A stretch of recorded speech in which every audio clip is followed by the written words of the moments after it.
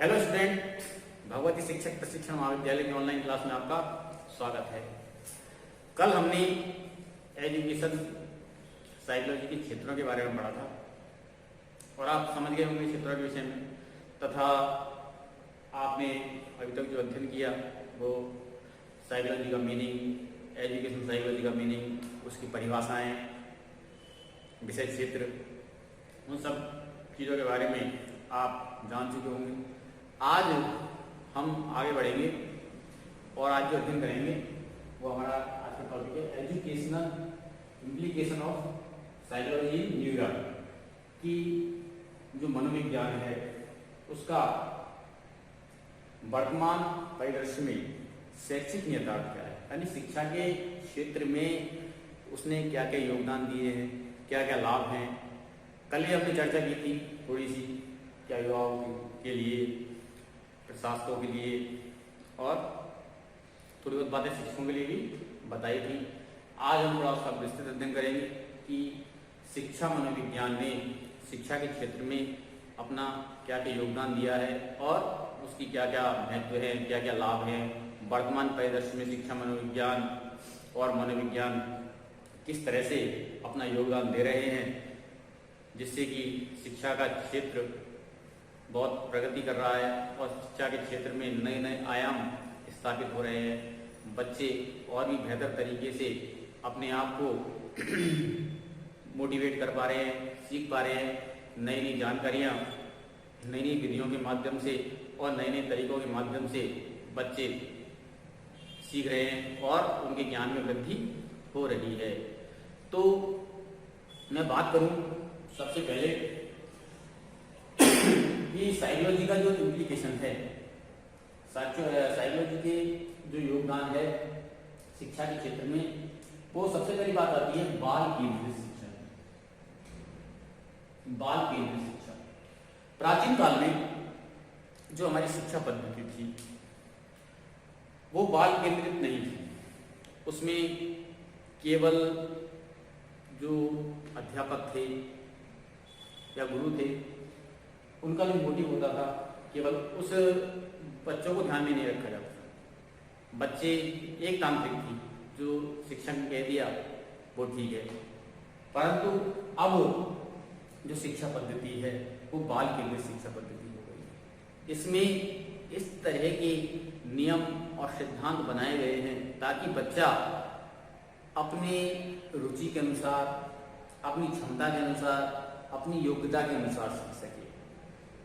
कि इस तरह की गतिविधियां बच्चों के साथ करवाई जाएं, इस तरह की व्यवस्थाएं बच्चों के लिए की जाएं ताकि बच्चा उस विषय में रुचि ले, उस विषय को अच्छी तरह से आत्मसात कर सके, उस विषय के बारे में बेहतर तरीके से जान सके, बेहतर तरीके से वो उस चीज़ को पढ़ सके। तो इस तरह के कह सकते हैं कि भाई जो सुधार हो रहे हैं शिक्षा में, वो शिक्षा मनोविज्ञान के कारण हो रहे हैं। मनोवैज्ञानिक युक्तियाँ, नए नए तरीके, नई नई जानकारियाँ, नई नई क्रियाविधियाँ आज शिक्षा के क्षेत्र में काम कर रही हैं। स्कूलों में भी आप देख सकते हैं कि किस तरह का जो पाठ्यक्रम है वो बच्चों के लिए आ रहा है, कि इस तरह की छोटी छोटी चीज़ें और छोटे छोटे उदाहरणों के माध्यम से बच्चों को समझाने की कोशिश की जाती है ताकि वे अपने अध्ययन को बेहतर बना सकें और बेहतर तरीके से सीख सकें। इस तरह की व्यवस्थाएं आज शिक्षा के क्षेत्र में की जा रही हैं ताकि बच्चा अच्छी तरह से रुचि ले और अपनी योग्यता, क्षमता के अनुसार सीखने की कोशिश कर सके। तो आज की जो शिक्षा पद्धति है वो कैसी है? बाल केंद्रित शिक्षा है। और बाल केंद्रित शिक्षा पद्धति में विशेष योगदान शिक्षा मनोविज्ञान कर रहा है कि बच्चों को केंद्र में रखकर उन्हें शिक्षा प्रदान की जाए।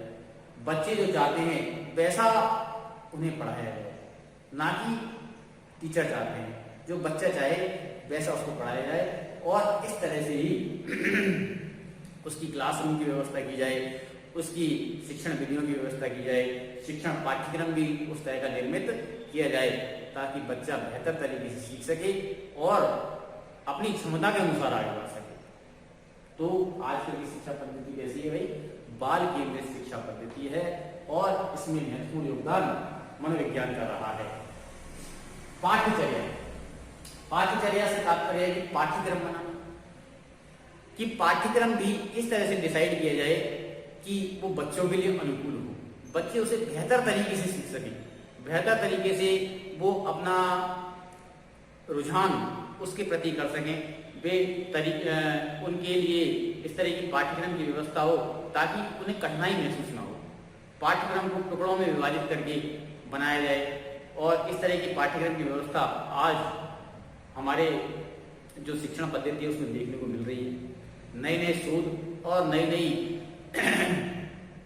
विधियां शिक्षा के क्षेत्र में काम कर रही हैं, जिसके माध्यम से पाठ्यक्रम का जो निर्माण है वो बहुत बेहतर तरीके से आज किया जा रहा है। आज आप देखते होंगे कि जो किताबें आ रही हैं बच्चों की, वो बड़ी ही अच्छी तरह से उनको मॉडिफाई किया गया है, बहुत अच्छी तरह से सजाया गया है। छोटे छोटे बच्चों की आप किताबें देखी तो उनमें इस तरह के कार्टून्स बनाए गए हैं, चित्र बनाए गए हैं, ताकि बच्चे उसकी तरफ आकर्षित होते हैं। उनके पेज भी बहुत अच्छी तरह से अच्छी क्वालिटी के बनाए जाते हैं, ताकि बच्चे उनको देखकर उसके लिए आकर्षित हों और नए नए उदाहरणों और नई नई कविताओं के माध्यम से बच्चों को सिखाने की उसके अंदर कोशिश की जाती है। कारण यह है कि इसमें मनोवैज्ञानिक विधियों का प्रयोग पाठ्यक्रम निर्माता कर रहे हैं। पुस्तक लिखने वाले जो टीचर्स हैं, लेखक हैं, वो उस पाठ्यक्रम के निर्माण में शिक्षा मनोविज्ञान का प्रयोग और मनोवैज्ञानिक विधियों का प्रयोग कर रहे हैं, ताकि बच्चा उससे बेहतर तरीके से कनेक्ट हो सके और उस चीज को बहुत अच्छी तरह से सीखने की कोशिश कर सके। तो पाठ्यक्रम निर्माण में भी शिक्षा मनोविज्ञान एवं मनोवैज्ञानिक गतिविधियां बहुत महत्वपूर्ण योगदान आज के क्षेत्र में या आज के युग में प्रोवाइड कर रही है। उसके बाद अनुशासन।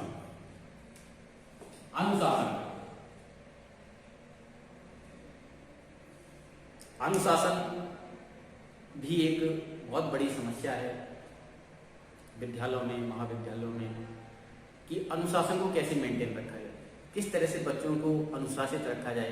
पहले आपने देखा होगा, हमने अनुभव भी किया है कि जो पहले विद्यालय हुआ करते थे उसमें टीचर एक डंडा लेके अपने साथ आता था और भय दिखाकर डंडे के माध्यम से बच्चों को सिखाया जाता था, पढ़ाई करवाई जाती थी। परंतु अब नए युग में वो डंडा पद्धति खत्म हो गई है, तथा साथ ही साथ कुछ ऐसे प्रावधान गवर्नमेंट ने भी किए हैं कि बच्चों को भय से नहीं प्रेम से सिखाया जाए। ऐसे इस तरह से शिक्षा उनको दी जाए ताकि बच्चे प्रेम एवं स्नेहपूर्ण वातावरण में सीखें।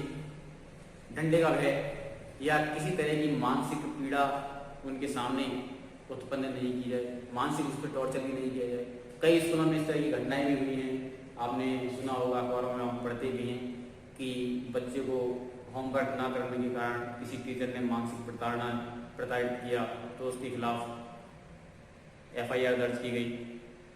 तो आज मनोविज्ञान ये कहता है कि बच्चे के साथ अनुशासन मेंटेन करना है। तो अनुशासन मेंटेन करने के लिए बच्चे को इस तरह से सिखाया जाए ताकि बच्चा अनुशासित रहे और इस तरह की गतिविधियां बच्चों के साथ करवाई जाए। प्रेम एवं स्नेहपूर्ण वातावरण विद्यालय के अंदर निर्मित किया जाए। उसके ऊपर गृह कार्य का वर्णन नहीं लादा जाए, या कोई अगर बच्चा किसी कारण अनुशासनहीनता बच्चा कर रहा है तो उस बात को समझा जाए मनोवैज्ञानिक युक्तियों के आधार पर कि भाई इस बच्चे को क्या नीड है, क्या आवश्यकता है, किस तरह से उसको प्रेम एवं स्नेह से उसकी उन जो उसमें इस तरह की बातें उत्पन्न हो रही हैं उसको किस तरह से रिमूव किया जा सकता है। तो केवल प्रेम से सिखाना है, ना कि डंडे से। तो भयमुक्त वातावरण बनाना, कुल मिलाकर भयमुक्त वातावरण बनाना और बिना भय के बच्चों को अनुशासित करने की कोशिश करना, ये शिक्षा मनोविज्ञान सिखा रहा है। एवं इस तरह के इम्प्लीमेंटेशन विद्यालयों में हो रहे हैं ताकि बच्चा बिना किसी डर से अपने ज्ञान को अर्जित कर सके, सीख सके और बेहतर भविष्य का निर्माण कर सके। उसके बाद आती है सीखने की क्रिया, अधिगम। सीखने को क्या कहते हैं भाई? मनोविज्ञान में अधिगम कहते हैं। तो सीखने की क्रिया कि बच्चा किस तरह से सीखे, बच्चे को सिखाया किस तरह से जाए, क्या ऐसी विधियां इजाद की जाएं, किस तरह की खेल खेल में बच्चा सीख ले, खेल के वो घर से दौड़ता हुआ विद्यालय की तरफ आए। ऐसा नहीं कि रोता और चीखता हुआ है, कि विद्यालय में इस तरह का वातावरण, इन्वायरमेंट क्रिएट किया जाए कि बच्चा घर से भागता हुआ सीखने के लिए आ रहा है और वहाँ नई नई तरह से उसको अधिगम कराया जा रहा है। और आज का अधिगम की बहुत सारे तरीके हैं। आजकल स्मार्ट क्लासेज विद्यालयों में चल रही है और एक नया कॉन्सेप्ट भी आया है कि बिना बोझ की शिक्षा, यानी कि बस्ते का बर्डन भी अब धीरे धीरे कम किया जाए। तो ये इस तरह की इम्प्लीमेंटेशन भी शिक्षा के क्षेत्र में हो रहे हैं और देखने को मिल भी रहे हैं कि अब बच्चों के ऊपर वो बड़ा भारी वजन किताबों का नहीं डाला जाए। प्राइमरी एजुकेशन तो इस तरह से दी जाए कि बच्चा अपनी खेल खेल में अपनी एजुकेशन को प्राप्त कर ले, उसको आनंद आए। इस तरह की गतिविधियाँ, इस तरह की क्रियाविधियाँ विद्यालयों में संचालित की जा रही मनोवैज्ञानिक तरीके से। और कई सारे स्कूल्स ऐसे भी हैं जो इस तरह की क्रियाविधियों को संचालित करने में अग्रणी हैं, काम कर रहे हैं। हमारी गवर्नमेंट भी इस दिशा में बहुत काम कर रही है, शिक्षा मंत्रालय इस दिशा में काम कर रहा है और निश्चित रूप से बहुत सारी गतियाँ और क्रियाविधियाँ विद्यालयों में इस तरह की करवाई जा रही हैं ताकि बच्चे सीखने की क्रिया को बेहतर कर सकें। उनका अधिगम बहुत इस तरीके से हो कि वो मनोरंजन, उसमें मनोरंजक गतिविधियों को स्थान दिया जाए। खेल खेल में सारी चीज़ों को पढ़ा दिया जाए, विषयों को इस तरह से मॉडिफाई किया गया है ताकि बच्चे खेल खेल में ही सीख लें। तो इस तरह की गतिविधियाँ एवं क्रियाविधियाँ शिक्षा मनोविज्ञान के द्वारा हमारे शिक्षा के क्षेत्र में आई हैं और इम्प्लीमेंटेशन हो रहे हैं। शिक्षण प्रणाली, अगला है शिक्षण प्रणाली। जो शिक्षण प्रणाली है वो शिक्षण प्रणाली भी इस तरह की हो ताकि अध्यापक अपनी शिक्षण प्रणाली में सुधार करें। प्रदर्शन विधि है, चित्रों के माध्यम से, मॉडल एवं चार्ट के माध्यम से बच्चों के सामने अपनी विषय वस्तु को प्रस्तुत किया जाए। पूर्व ज्ञान के आधार पर बच्चों को नवीन ज्ञान से जोड़ा जाए, ज्ञात चीज़ों से अज्ञात चीज़ों की तरफ लेके जाया जाए। तो इस तरह के जो शिक्षण के सूत्र हैं, मूर्त से अमूर्त की ओर लेके जाया जाए। जो चीज़ें उन्होंने पहले देखी हैं उन चीज़ों को बताकर उसे अन्य दिशा में लेके जाने की कोशिश की जाए। तो इस तरह की क्रियाविधियाँ और विधियाँ शिक्षण के क्षेत्र में काम कर रही हैं और शिक्षक उस चीज़ का उपयोग कर रहे हैं। आज नई नई वर्कशॉप, सेमिनार इसके लिए आयोजित की जाती हैं। शिक्षण पूर्व भी की जाती हैं और सेवा पूर्व भी की जाती हैं और सेवा के बाद भी की जाती हैं। जैसे कि आप लोग अब ट्रेनिंग ले रहे हैं बीएड की, BA, BEd, BSc, BEd, BDC, STC जो भी छात्र कर रहे हैं, तो इस प्रशिक्षण में भी उन्हें सिखाया जाता है कि आप किस तरह की शिक्षण विधियों का एवं शिक्षण प्रणाली का, नवीन शिक्षण प्रणालियाँ जो आ रही हैं शिक्षा के क्षेत्र में, उसको हम एडॉप्ट करेंगे और उसके अकॉर्डिंग हम बच्चों को शिक्षा देने की कोशिश करेंगे। इस तरह का वातावरण क्रिएट किया जाए ताकि बच्चे उसमें बेहतर तरीके से भागीदार बन सकें और अच्छी तरह से उस चीज़ को सीख सकें। तो इस तरह का यूटिलाइजेशन करने की आवश्यकता है और हो भी रही। शिक्षक सीख रहे हैं और अपनी कोशिश में लगे हुए हैं। उसके बाद आता है भाई स्मृति तथा अवधान। स्मृति तथा अवधान, मेमोरी एवं अटेंशन। अब आज की जो शिक्षा है, आज की जो शिक्षा प्रणाली है, वो इस बात की स्वीकृति देती है कि बच्चे की स्मृति, मेमोरी को बढ़ाया जाए तथा उसके अटेंशन को शिक्षा के क्षेत्र में जोड़ा जाए, यानी उसके ध्यान को केंद्रित करवाया जाए ताकि वो बेहतर तरीके से सीख सके। वही बात है कि इस तरह के मॉडिफिकेशन एजुकेशन में किए जाएं कि बच्चे की मेमोरी को बढ़ाने के तरीके तथा बच्चे के ध्यान को केंद्रित करने के तरीके। और बच्चा ध्यान केंद्रित कब करेगा? जब शिक्षण की जो पद्धतियां हैं, शिक्षण की जो विधियां हैं, पाठ्यक्रम को पढ़ाने का जो तरीका है वो रुचिकर होगा। उसमें ऐसी क्रिया विधियां शामिल की जाएंगी ताकि बच्चा उस चीज को देखे और खेल खेल में उस चीज को सीख ले। तो इस तरह से बच्चे के ध्यान को हम आकर्षित करवा सकते हैं और उसको शिक्षा के क्षेत्र में आगे बढ़ा सकते हैं। तो मनोवैज्ञानिक विधियां हैं, मनोवैज्ञानिक प्रविधियां हैं, वो इस क्षेत्र में काम कर सकती हैं अगर शिक्षक उन चीज़ों को ध्यान में रखे और अपने शिक्षण को बेहतर बनाने की कोशिश करे। तो निश्चित रूप से वह अपने शिक्षण को बहुत प्रभावी और आकर्षक बना सकता है इनके माध्यम से। व्यक्तिगत भेद, उसके बाद आते हैं व्यक्तिगत भेद। व्यक्तिगत भेद से तात्पर्य है कि इस संसार में सभी लोग अलग अलग हैं, एक जैसे नहीं हैं। बच्चे भी सब अलग अलग हैं, किसी का रुचियां अलग हैं, किसी के अवधान स्मृति सब अलग अलग हैं। तो उन चीज़ों को, इंडिविजुअल डिफरेंसेस को, जो व्यक्तिगत भिन्नताएं हैं, उन चीज़ों को ध्यान में रखा जाए कि अमुक बच्चा चाहता क्या है, उसकी क्या नीड है, उसकी क्या आवश्यकता है, उसको किस तरह से प्रेरित किया जा सकता है आगे बढ़ने के लिए, उसके लिए कौन कौन सी गतिविधियां करवाई जा सकती हैं ताकि वे शिक्षा की मुख्य धारा से जुड़ सके और अपना विकास कर सके। तो इस तरह की बातें कि शिशु के लिए क्या आवश्यकता है, बालक के लिए क्या आवश्यकता है, किशोर के लिए क्या आवश्यकता है, तो इस तरह के जो विकास क्रम है बच्चे का, उस विकास क्रम को ध्यान में रखते हुए शिशु बालक की नीड और उसके बाद उससे आगे उस बालक की नीड, उसके बाद किशोर बालक की नीड, तो उसको ध्यान में रखते हुए इस तरह की व्यवस्थाएं शिक्षक मनोविज्ञान के अंतर्गत की गई हैं कि बच्चा बेहतर तरीके से अपना विकास कर सके और अपने आप को आगे बढ़ा सके, उत्तरोत्तर को प्रगति कर सके। तो इस तरह की ढांचा और इस तरह का निर्माण शिक्षा मनोविज्ञान एवं मनोविज्ञान युक्तियां कर रही हैं और आगे करती भी रही। उसके बाद पाठ्य सहगामी क्रियाएं।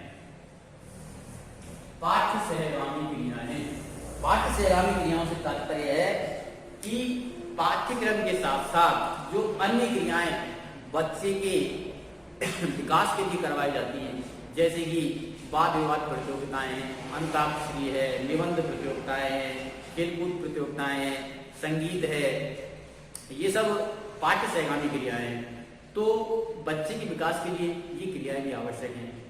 कहा भी गया है कि केवल किताबों, हमें आज की जो शिक्षा पद्धति है वो ये कहती है कि हमें बच्चे को रट्टू तोता नहीं बनाना है, हमें बच्चे का पूर्ण विकास करना है। और शिक्षा भी ये कहती है, शिक्षा की जो परिभाषा है वो यह है कि हम बच्चे की अंतर्निहित शक्तियों को, बच्चे के जो अंदर जो निहित शक्तियां हैं उन्हें बाहर निकालें।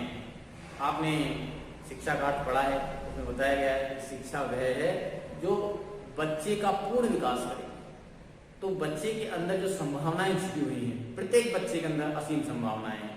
तो मनोविज्ञान ये कहता है आज की दशा में कि बच्चे के अंदर जो संभावना है, हाँ बच्चा किसी फील्ड में विशेष हो सकता है, तो जैसे कोई बच्चा चित्रकारी में विशेष हो सकता है, कोई बच्चा संगीत में विशेष हो सकता है, कोई भाषण में विशेष हो सकता है। तो उस चीज को पहचान कर, जो बच्चे के अंदर संभावना है उस चीज को पहचान कर उसी दिशा में बच्चे को प्रमोट किया जाए आगे बढ़ने के लिए।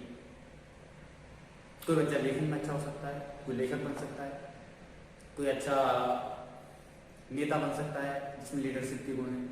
तो इस तरह की जो प्रतिभाएं हैं, इस तरह की जो बच्चे के अंदर छिपी हुई बातें हैं, उन चीज को पहचानना और उसे प्रमोट करना विद्यालयों में करवाया जाता है और करवाया जा रहा है कि हमें केवल विषय का ही उसे नॉलेज नहीं देनी है, अपितु अन्य क्षेत्रों में भी उसे आगे बढ़ाने के लिए हमें योगदान देना है।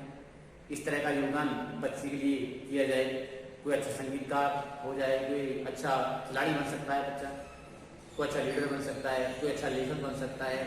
तो ऐसी छिपी हुई जो संभावनाएं उनको पहचानना और उन्हें मोटिवेट करना, उसे निर्देशित करना, ये सब एजुकेशन के अंदर साइकोलॉजी कर रही है। वर्तमान में पहचाना जा रहा है बच्चे की प्रतिभा को और उसी दिशा में उसे प्रमोट किया जाता है, मोटिवेट किया जाता है, ताकि वे आगे बढ़े और अपना विकास कर सके। उसके बाद समस्यात्मक पालन।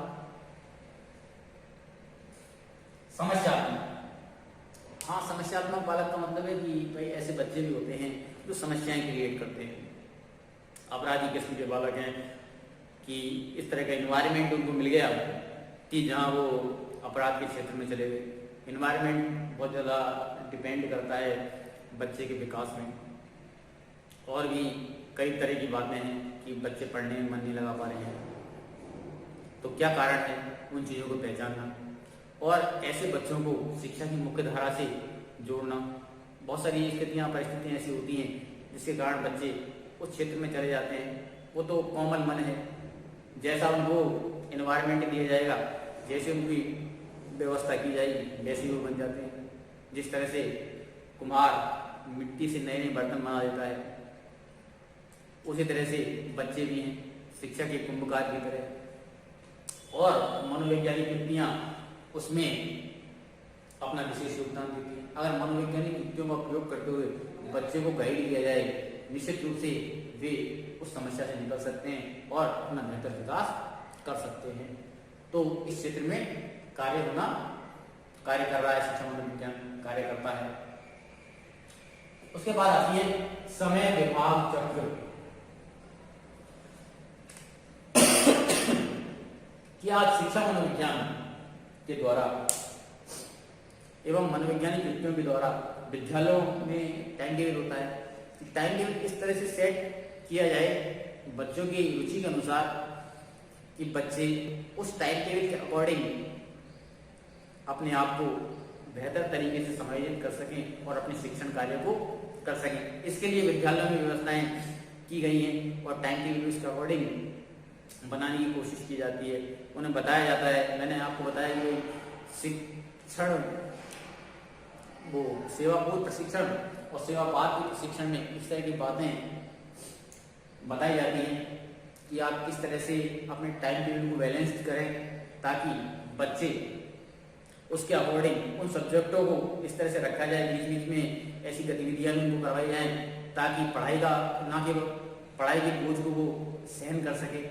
अपने विषय से जो उनको लगता है कि ये विषय थोड़ा सा कठिन है, जैसे गणित जैसे विषय हैं वो अक्सर बच्चों को कठिन लगा करते हैं, तो इस टाइम टेबल में इस तरह से उनको बैलेंस किया जाए ताकि बच्चे उसे बेहतर तरीके से सीख सकें और बीच में कोई ऐसा स्थान मनोरंजन का भी दे दिया जाए ताकि वे उन दोनों में एडजस्टमेंट करते हुए अपने कार्य को रुचिपूर्ण तरीके से कर सकें और बेहतर तरीके से अपने कार्य को व्यवस्थित कर सकें। ऐसी व्यवस्थाएं शिक्षा मनोविज्ञान के द्वारा आज की जा रही हैं और उसमें शिक्षा मनोविज्ञान कार्य कर रहा है।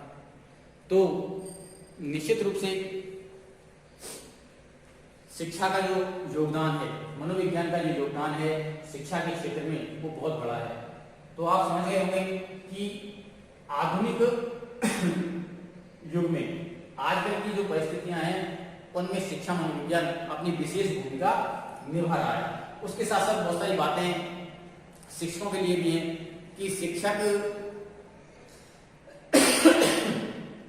अपने आप को मॉडिफाई करे अकॉर्डिंग टू सर्कमस्टेंसेस, परिस्थितियों के अनुसार, कि आज की जो परिस्थितियां हैं उनके अनुसार शिक्षक को भी अपने आप को मॉडिफाई करना चाहिए और परंपरागत विधियों को त्याग कर नई विधियां जो इजाद की जा रही हैं उन विधियों को एडॉप्ट करे और अपने शिक्षा के क्षेत्र में नया वो योगदान दे सकता है। शिक्षण पद्धतियां नई नई आ गई हैं कि शिक्षण पद्धतियां कौन कौन सी है। पिछले दिनों एक आपने सुना होगा कि एक शिक्षक थे इमरान खान, उन्होंने ऐप भी बनाई थी शिक्षा के लिए, तो वो ऐप बहुत प्रसिद्ध हुए। उन्होंने उसमें नए नए तरीके ईजाद किए कि वो ऐसे तरीके उन्होंने ईजाद किए ताकि बच्चा बहुत ही इजी वे में उन चीज़ों को सीख सके। ऐसे बहुत सारे आज काम हो रहे हैं शिक्षा के क्षेत्र में, और सारी की सारी जो गतिविधियां संचालित हो रही हैं वो सब मनोवैज्ञानिक युक्तियों के आधार पर ही हो रही हैं कि शिक्षा मनोविज्ञान शिक्षा के क्षेत्र में बहुत अपना योगदान दे रहा है, और शिक्षा के क्षेत्र में नई नई प्रगति हो रही है, नए नए शोध आज शिक्षा के क्षेत्र में हो रहे हैं, शोध हो रहे हैं, आविष्कार हो रहे हैं, नए शोध हो रहे हैं। और नए शोध इस कारण होते हैं कि भाई वो ये देखा जाता है कि आज शिक्षा के क्षेत्र में क्या समस्या है, तो उस क्षेत्र में उस समस्या को पहचान कर उसके विषय में नई जानकारी प्रदान करना और उस समस्या को दूर करने की कोशिश करना। क्रियात्मक अनुसंधान एक नया कॉन्सेप्ट आया है कि तुरंत ही उस समस्या को पहचानना और उस समस्या को पहचान कर उसको दूर करने की कोशिश करना। इस तरह की नई नई गतिविधियां, नए नए प्रयोग मनोवैज्ञानिक युक्तियों के द्वारा शिक्षा के क्षेत्र में करवाए जा रहे हैं, ताकि एक ऐसा एनवायरनमेंट क्रिएट किया जाए ताकि हम बहुत ही बेहतर तरीके से अपने बच्चों को शिक्षित कर सकें और बच्चे भी मनोरंजनपूर्ण तरीके से अपने विषय को सीख सकें, अपने अभिगम को बहुत बेहतर तरीके से कर सकें और एक अच्छा नागरिक भी बने और एक अच्छे भविष्य का निर्माण भी कर सकें। गाइडेंस और काउंसलिंग उनको करवाई जाती है कि भाई वो व्यवसाय का चयन करें, बेहतर तरीके से अपने व्यवसाय का चयन कर सकें कि किस व्यवसाय में उनका इंटरेस्ट है, किस तरह से वे अपने व्यवसाय को बेहतर तरीके से आगे बढ़ा सकते हैं। वो सारी की सारी बातें आज शिक्षा के द्वारा, मनोविज्ञान के द्वारा बच्चों को प्रोवाइड करवाई जा सकती है और करवाई भी जाती हैं कि कोई समस्या आ गई है तो उसको किस तरह से रिमूव किया जाए, किस तरह से बच्चों के बेहतर भविष्य को हम गढ़ सकते हैं, उनको बेहतर भविष्य के लिए आगे प्रेरित कर सकते हैं। ये सारी बातें शिक्षा मनोविज्ञान के द्वारा प्रदान की जाती है।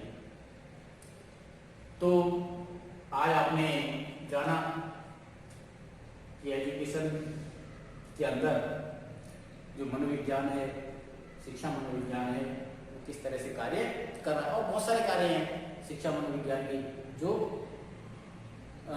करवाए जा रहे हैं।